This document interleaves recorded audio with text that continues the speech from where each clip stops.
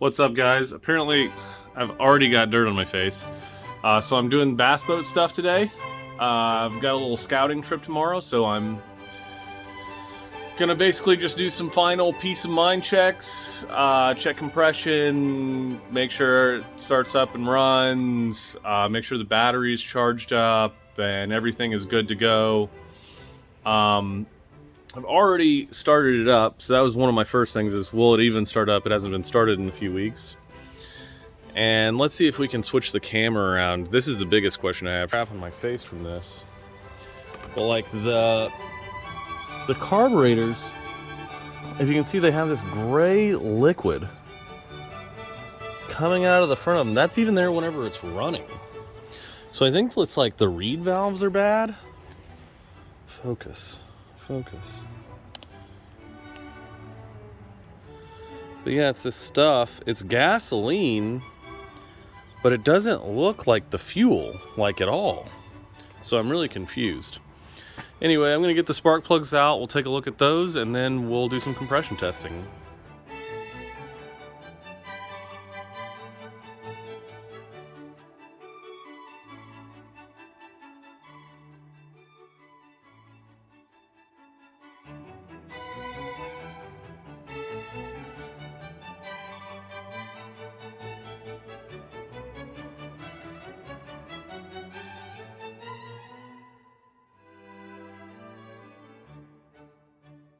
Well, guys, it looks like we're in for another restoration video. So, this engine, let me try and get close so you can hear it.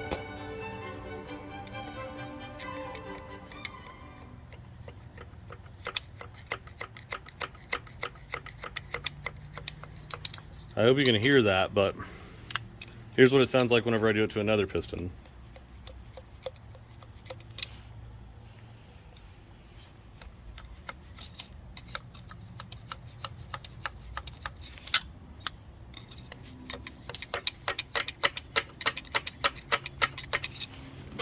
So whenever I was doing the compression tests, cylinder 1 was giving me no compression whatsoever. And I was like, what? How is this possible? Why is there this weird stuff coming out of the carburetors?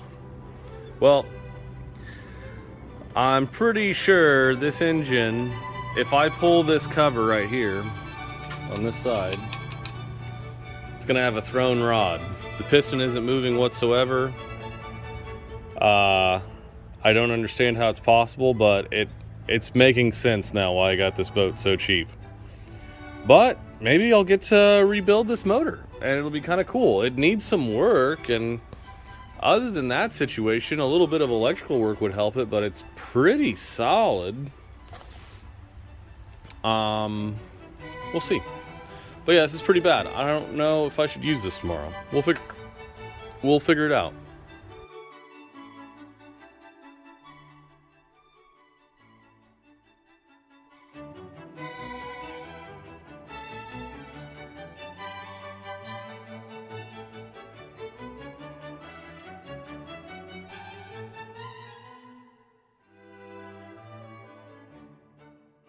Okay, now just another look at these. This is what the old spark plugs kind of looked like. Eroded, metal flakes all over them. The key thing is, in this cylinder, we definitely have a broken rod at least. We know that the flywheel turns, so the crankshaft isn't completely broken, but it's really hard to understand how this engine is running and how it didn't damage itself if it broke a connecting rod. I'm so confused right now. Let's see if she starts up.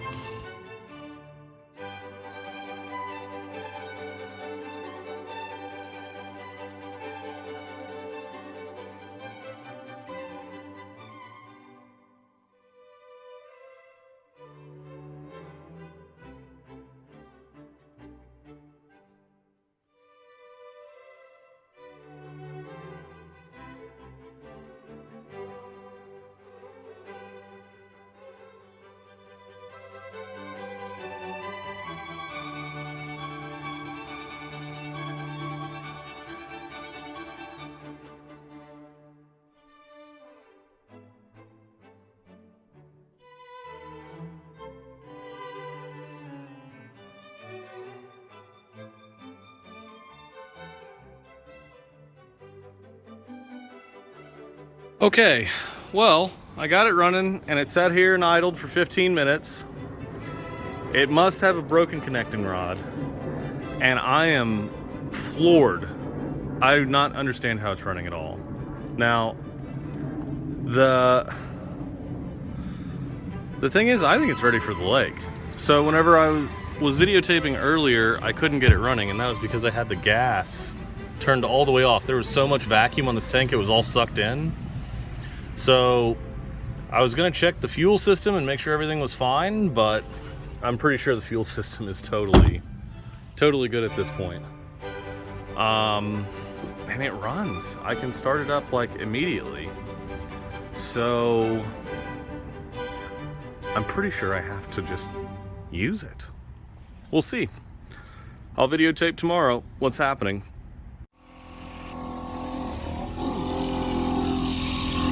I literally just hit something as it started recording. She's working fine though, on 2 cylinders. Fucking, who knows? I don't know how this is possible. Wow. All right.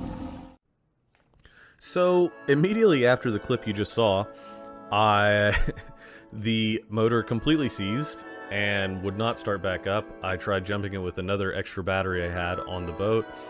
The motor is totally done for. That connecting rod probably snapped, or the end cap came off, putting needle bearings all to the inside of the motor, which then got into the cylinders, and probably seized piston number 3, the lowest piston. Yeah, so that motor's trash. So in a future video, I'm going to basically just rip it apart and see what all happened. But at this point, it looks like it cost about $600 to repair the engine or do a complete rebuild. That's just not going to happen. I've got other plans for it. We'll figure out what those are.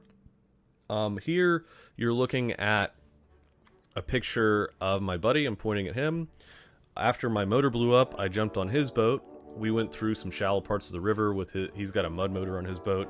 Went scouting out places to hunt deer.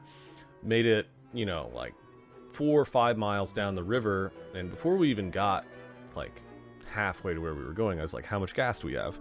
He said, probably 2/3 of a tank. And I thought in my head, this is the exact point we should turn around. But did I say that? No, I did not. I didn't say that. We made it about 25% of the way back, ran out of gas at this hillside. We had to climb this hillside, walk through the forest, get on a service road, walk about 2 miles to a group of houses that were down the road. There were no homeowners home, but there was a construction team home who lent us a little 2-gallon can of gas that we promised we'd bring back and fill up, which we did, but we did have to walk all the way back. Well, actually, we hitchhiked part of the way back from this dude who was in the forest around Mark Twain Lake hunting crows. That was interesting conversation. Never heard anybody that just comes out and shoots crows. Anyway, it was a whole like 2-hour thing, just to refuel this little boat, and then we drove the rest of the way back. So I took some more video. Here's the return trip and some nature footage. I hope you like it.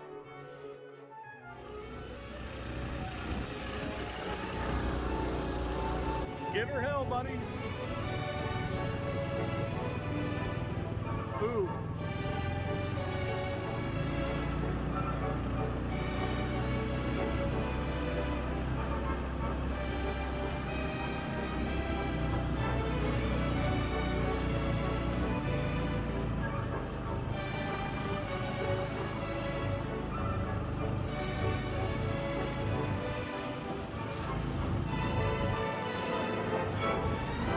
It's like a log flume.